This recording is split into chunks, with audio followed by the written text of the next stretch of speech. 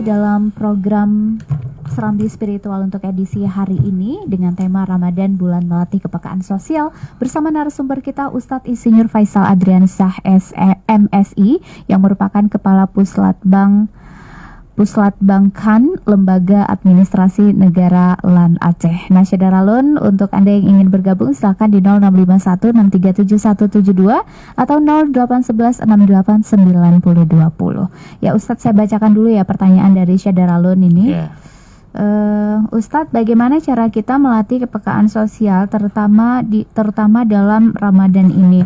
Apalagi saya mempunyai anak yang lumayan banyak, ada 5 orang. Untuk anak saya aja kayaknya kalau untuk beli bukaan udah banyak. Kalau misalnya saya mau kasih untuk orang, takutnya anak saya jadi kurang. Nah, bagaimana cara mensiasati kita bersedekah, membantu orang tanpa mengurangi rezeki dari orang dalam rumah kita? Dari Ibu Rahma di Pungeh. Silakan. Iya, baik, terima kasih Ibu. Niat Ibu saja udah luar biasa, ya. Allah selalu mencatat niat kebaikan, ya, walaupun belum dilakukan, ya. Jadi begitu rahmannya Allah. Nah, sementara kalau niat keburukan, kalau diniatkan itu belum dicatat dosa. Dia baru melakukan, ketika dia melakukan dosanya baru dicatat, dan itu pun satu kejahatan. Sementara kalau kebaikan diniatkan saja sudah dapat pahala, ya. Apalagi dilakukan itu akan dilipat gandakan. Nah, niat Ibu sungguh sangat agung, luar biasa. Seorang sahabat bertanya kepada Rasulullah ketika Rasulullah mengatakan siapa yang membukakan orang puasa, maka dia akan mendapat pahala, ya, dari orang yang dibukakan itu tanpa mengurangi pahala orang yang berbuka. Contoh misalnya hari ini saya membukakan 10 orang, maka itu otomatis Allah memberikan saya pahala 11 pahala saya pribadi dan 10 pahala dari orang yang berpuasa tanpa mengurangi pahala orang tadi. Nah, bagaimana caranya? Tentu Allah Maha Kuasa. Karena begitu Ramadan ini aplikasi, ya, kalau kita gunakan bahasa aplikasi penilaian itu sudah tidak sama dengan di luar Ramadan. Ya, jadi otomatis itu. Nah, kemudian seorang sahabat angkat tangan, ya Rasulullah, tidak semua kami bisa membukakan orang berpuasa. Kan tidak semua kami sanggup beli satu paket, Pak, atau paket 25.000, ada ayamnya, ada nasinya. Apa jawab Rasulullah? Walaupun kalian hanya membukakan orang dengan sebutir kurma, ya, hanya dengan seteguk air atau seisap susu, kata Rasulullah, itu sudah membukakan orang puasa. Jadi tidak harus kita itu, di masjid itu ada 10 orang, kita harus antar 10 nasi. Kalau di rumah Ibu kebetulan kira-kira ada kue sisa 5, kirimlah yang 5 itu, ya, ke masjid misalnya. Jadi tidak ada halangan. Nah, tapi kalau ternyata kita memang saat itu membutuhkan, maka tentu saja kita lebih utama dengan keluarga, ya. Tapi ada ayat ini, Ali Imran ayat 133-134, ya. Ini karena agak panjang, saya bacakan 134-nya saja, yaitu tentang ciri orang bertakwa, ya.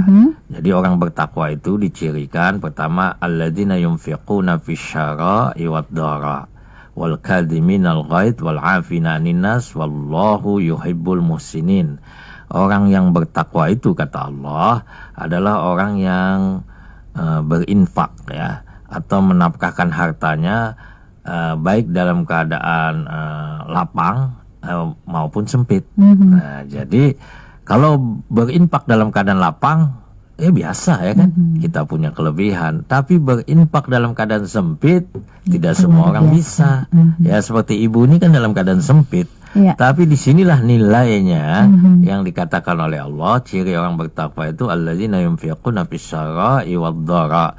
Dia menafkahkan hartanya baik dalam keadaan lapang maupun sempit. Nah, kemudian yang lain, orang yang mampu mengendalikan marahnya, yang punya kecerdasan emosional, kemudian wal 'afina 'anil nas, dan mau memaafkan kesalahan orang.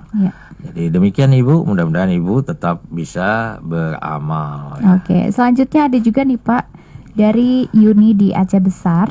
Saya orang perantauan sudah bertahun-tahun di Aceh. Jadi banyak orang berbagi di lingkungan saya, tapi saya tidak pernah dapat. Itu gimana Pak Ustadz? Ya. Dari Lam Gapang di Aceh Besar. Kalau seandainya yang berbagi itu tahu bahwa ibu adalah orang pendatang, musafir, ataupun yang kurang tidak diberi, tentu berdosa lingkungan itu. Tetapi saya sangat yakin mungkin tidak tahu ya, tidak diketahui. Nah, alangkah baiknya ya menyampaikanlah dengan, kalau mungkin ada sewa kamar atau kos di situ dengan ibu kosnya, ya seyogyanya kebagian harusnya ya. Jadi Islam itu sejak kehadirannya ya selalu mendengungkan kasih sayang ya. Dan bahkan persaudaraan dalam agama itu disebut oleh Nabi seperti satu tubuh ya. Kalau ada yang sakit bagian tubuh, maka yang lain juga merasa sakit. Jadi kalau seperti saudara penanya ini ya, kita juga sedih juga sebagai orang beriman kalau tidak mendapatkan ya. Ya tapi saya kira ini tinggal persoalannya adalah pada hubungan komunikasi. Ya itu yang perlu lebih lanjut dilakukan, apalagi kalau ini ibu yang nanya ya. Nah, seandainya ibu sering jamaah, nah karena sebenarnya banyak orang lupa ya, kalau kita sering jamaah, apalagi kita pendatang, kita pasti akan ketemu saudara kita ya. Saya di mana saja, saya lahir di Banjarmasin di Kalimantan, saya datang ke Aceh, masjid pertama saya jumpai. Sebagai seorang geologis, saya 12 tahun sering survei ke lapangan, ke daerah Aceh Selatan, ke Manggamat ya. Macam saya masuk, tapi yang awal selalu saya cari masjid, dan di situ saya ketemu saudara ya. Jadi dengan masjid itu insya Allah ya kita akan mendapatkan keberkahan. Betul. Wah, ini luar biasa nasihatnya nih ya. Apalagi untuk warga-warga Aceh yang lagi di perantauan gitu ya. Iya betul. Cari masjid. Jadi memang cari masjid itu. Maka kita akan disapa ya, akan ditegur nanti dan akan dibantu. Cuma banyak kita tidak tahu bahwa sebenarnya itulah kekuatan persaudaraan dalam agama kita. Pembuka rezeki juga ya Ustadz ya. Oke, dan Ustadz tentunya ini bukan tidak ada alasan kenapa bulan Ramadan ini bisa melatih kita untuk lebih peka terhadap sosial. Tentunya ada contoh-contoh dari Rasulullah SAW pada saat Ramadan. Bagaimana sebenarnya sikap Rasulullah pada saat bulan Ramadan untuk melatih kepekaan sosial, atau Rasulullah memberikan perhatian yang luar biasa kepada umatnya. Ini ada hadis ya dari Imam Bukhari, Imam Muslim. Hadis ini tentu hadis sahih. Ini menceritakan bulan Ramadan itu kebaikan Nabi ya dalam bentuk sedekah, itu kedermawanan beliau itu bertambah pada bulan Ramadan ya, meningkat maksudnya. Kemudian digambarkan oleh hadis ini ada satu bahasa yang sangat luar biasa. Beliau itu sangat dermawan pada kebaikan melebihi angin yang berhembus. Coba angin itu ada yang berhembus ya, itulah yang kita rasakan, angin semilir ya, angin sepoi-sepoi, angin yang membawa kenyamanan. Jadi ini sebenarnya simbol, walaupun disebut angin yang berhembus, artinya sedekah Nabi, infak Nabi itu bermanfaat, dirasakan oleh orang. Karena ada angin juga yang sifatnya angin taifun ya, angin yang merusak, menghancurkan, badai. Nah, ini bahasa kedermawanan Nabi melebihi angin yang berhembus, ini dahsyat sekali sebenarnya bahasa ini, menggambarkan bahwa Nabi itu berbagi ya, Nabi itu kemudian memberikan kelebihan yang dia miliki itu supaya bermanfaat dan dirasakan oleh orang, kenikmatannya, kenyamanannya. Nah, jadi Rasulullah memang jangankan dermawan ya, jangankan Ramadan maksudnya, sehari-hari pun Nabi sering berkata, al-yadul ulya khairan minal yadi supla, tangan di atas lebih baik dari tangan di bawah, kata Rasul. Artinya kita memang harus sering memberi. Karena itu sebenarnya umat Islam itu dasar awalnya disuruh menjadi orang kaya. Karena perintah haji harus kaya ya kan, perintah zakat harus kaya. Jadi kalau kita mengatakan bahwa Islam ini memang ditakdirkan miskin, ya keliru ya. Nah, tetapi ada saudara kita yang memang dalam perjalanan hidupnya hidup dalam kemiskinan. Nah, ini perlu kita bantu. Iya. Tujuan zakat dalam Islam itu sebenarnya melepaskan saudara kita dalam kemiskinan. Jadi kalau benar sasaran zakat itu nanti penerima zakat itu satu saat dia nanti bahkan bisa jadi pemberi zakat. Karena dia terberdaya oleh bantuan zakat. Ini jangan sampai 7 keturunan penerima zakat terus. Nah, ini konsep Islam itu sebenarnya yang disebut dengan, kalau orang hari ini mengatakan pemberdayaan fakir miskin, ya, pengentasan kemiskinan. Itu Islam 15 abad yang lalu sudah menyiapkan sebuah konsep, itulah yang bernama zakat infak sedekah. Tapi dikelola tentu saja dengan sangat tepat. Nah, ini satu kasus, misalnya ada orang laki-laki datang kepada Nabi ke masjid. Orang itu dilihat Nabi kuat, sehat. Dia bilang, ya Rasulullah, saya minta sedekah, saya minta zakat. Apa jawab Rasulullah? Karena dilihat oleh Rasul dia kuat. Kata Rasulullah, kamu punya apa di rumah? Saya hanya punya selimut dan satu ceret air gitu. Bawa ke masjid. Lalu dia bawa ke masjid. Nah, kemudian Nabi umumkan, ini saudara kita ini dia dalam kesulitan. Dia punya selimut, dia punya ceret. Siapa yang mau beli, kata Nabi. Dilelang sama Nabi. Ada sahabat angkat tangan, ini ilustrasi misalnya, dikatakan saya 500.000 ya Rasulullah. Kata Rasulullah, ada yang mau tawar lebih? Saya 1 juta ya Rasulullah. Ada yang mau? Saya 3 juta ya Rasulullah. Oke, kata Rasul, yang 3 juta ambil. Uangnya tidak Nabi serahkan semua. Karena Nabi tahu dia ini pemuda yang masih kuat. Lalu kata Rasulullah, ini separuh kamu belanja untuk kebutuhan hidup anak, istri, dan keluarga. Yang ini kata Nabi, ya, Nabi waktu itu pergi ke pasar dulu membeli kampak. Menurut riwayat itu malah Nabi mencarikan kayunya untuk pasang. Apa kata Nabi?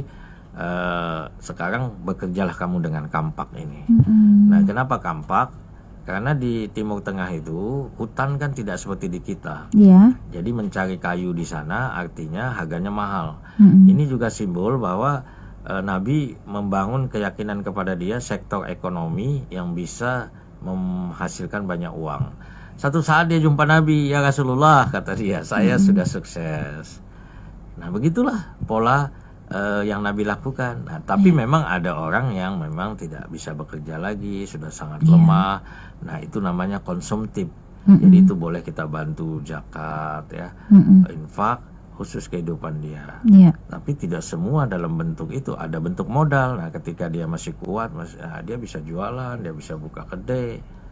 Itulah yang sebenarnya diinginkan oleh Islam. Nah, mudah-mudahan konsep itu dilakukan, ya, karena kita ada lembaga-lembaga resmi dalam hal pengelolaan zakat. Jadi memang dalam Islam itu diharuskan kita untuk mencari nafkah gitu ya, Ustadz, ya. Jadi diajarkan tidak manja juga gitu. Betul. Tetap berusaha, tetap berupaya untuk keluarga, untuk diri kita sendiri. Jadi bukan hanya kita beribadah saja, tapi juga kita berusaha untuk mencari rezeki.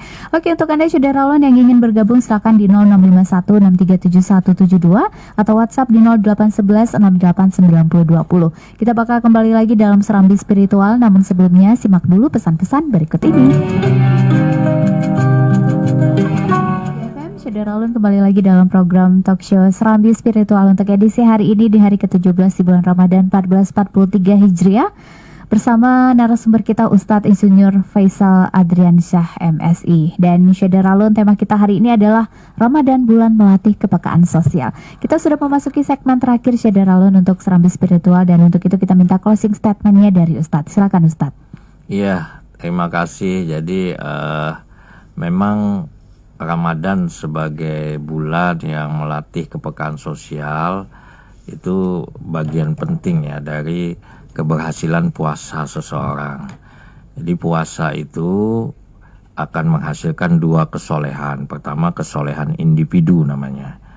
Nah, kesolehan individu ini seperti kita rajin sholat, ya. Biasanya kita tidak jamaah, selesai Ramadan ini kita rajin berjamaah.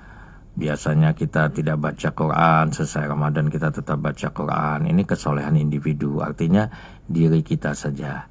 Nah, ada yang kedua namanya kesolehan sosial. Dan itu dampaknya kepada orang lain. Nah, kesolehan sosial ini dalam bentuk kita suka berbagi, ya. Kita suka berbagi ke apa yang kita dapat, kelebihan dari Allah kita berikan kepada orang-orang yang nasibnya tidak seberuntung kita. Di dalam hadis itu ada Rasulullah bersabda, ya, bahwa sebenarnya tidak boleh iri, ya, karena sifat iri itu tidak baik, ya. Tetapi kata Rasulullah boleh terhadap dua orang, yaitu orang yang Allah anugerahkan padanya harta lalu ia berbagi.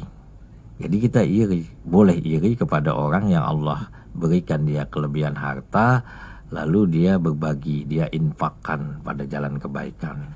Yang kedua, kita boleh iri kepada orang yang Allah beri karunia ilmu, ya, lalu dia menebarkannya, mengajarkannya. Ya, ini hadis riwayat Imam Bukhari dan Muslim. Jadi prinsip iri tidak boleh sebenarnya, dengki, ya, hasad. Tapi khusus kepada orang yang mempunyai harta berbagi, itu boleh iri kita, supaya kita ingin juga seperti itu.